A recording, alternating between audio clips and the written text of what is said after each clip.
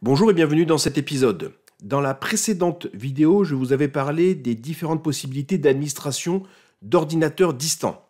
Parmi les différentes possibilités, une des méthodes consiste à passer toutes les communications via une machine en DMZ alors que le Security Center n'est pas visible depuis Internet. Je vous propose de faire un petit exercice pour mettre cela en place concrètement. Je vais avoir besoin pour cela d'une machine en Windows 7 en tant que passerelle de connexion en DMZ. Et je vais utiliser une machine en Windows 11 pour simuler un ordinateur en télétravail par exemple. La première étape va consister à installer l'agent d'administration, aussi appelé agent de communication ou network agent, sur la passerelle d'une façon très spéciale. Pour cela, je vais devoir lancer le setup directement sur cette machine de manière à avoir accès aux paramètres d'installation manuels. Vous pourrez récupérer ce paquet dans le répertoire partagé du Security Center qui s'appelle KLShare. Faites bien attention à récupérer la dernière version. Je vais mettre ça sur le bureau et lancer le setup comme vous avez pu le voir.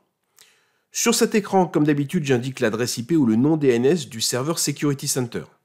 Ensuite, je fais bien attention à cocher cette case « Utiliser l'agent d'administration en tant que passerelle de connexion en DMZ ». C'est exactement ce que je veux faire ici puisque dans mon environnement de test, mon Windows 7 va être positionné en DMZ et c'est lui qui va être vu sur Internet. Dans les autres fenêtres, rien de spécial et je peux faire suivant jusqu'à la fin. Du côté du Security Center, je vais tout de suite aller dans ses propriétés pour déclarer cette machine en tant que point de distribution. Je vous rappelle qu'un point de distribution va aider le Security Center dans plusieurs missions, dont justement l'action de faire transiter les communications depuis l'extérieur. Je vais donc ici spécifier l'adresse IP interne de la machine Windows 7 qui fera office de passerelle.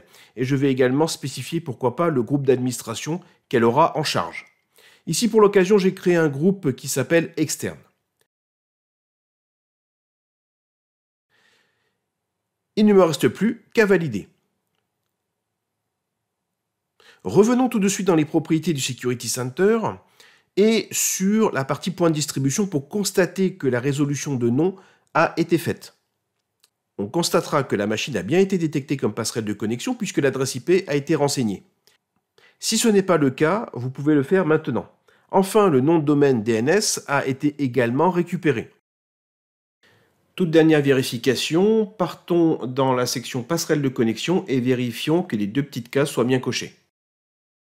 Pour information, pour les besoins de l'exercice, je vais utiliser tout simplement une Lightbox dans laquelle je vais préciser dans la section réseau DMZ le nom de ma machine qui fait office de passerelle.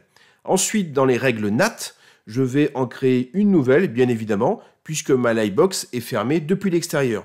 Cette règle va consister à écouter le port 13000 et à rediriger un interne vers la machine Windows 7, toujours sur le port 13000. Bien évidemment, à la fois le port interne et le port externe peuvent être modifiés, ce que je vous invite à faire par exemple si vous voulez augmenter la sécurité. Pour des raisons de simplicité, je vais rester ici sur les ports par défaut. De retour dans le Security Center, nous allons pouvoir préciser un paramètre dans la stratégie agent d'administration. J'en ai créé une à part dans le groupe appelé externe et je vais préciser ici que je ne vais pas utiliser le port TCP 15000 sur les machines à l'extérieur de la société. Je vous rappelle que ce port est le port qui est utilisé entre le Security Center et les machines externes. Enfin, pour terminer, je vais vérifier que la passerelle soit connectée en permanence avec le Security Center. Pour cela, je vais cocher la case appelée « Maintien de la connexion ».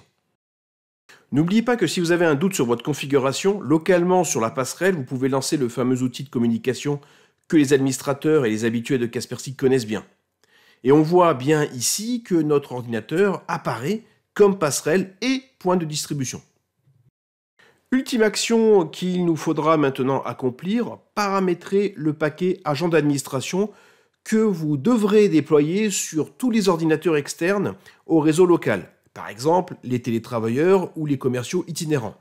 Pour cela, de mon côté, j'en ai créé un second avec les réglages suivants. Dans la section connexion, j'ai bien mis le nom DNS du Security Center. Il correspond d'ailleurs, comme vous pouvez le voir, avec le nom du certificat. Dans la section avancée, j'ai précisé que les machines se connecteront au serveur d'administration via la passerelle de connexion, ici la passerelle sous Windows 7 que nous avons créée il y a quelques instants. Au niveau de l'adresse, souvenez-vous des épisodes précédents, j'utilise un nom de domaine gratuit via le site NoIP pour les besoins de l'exercice.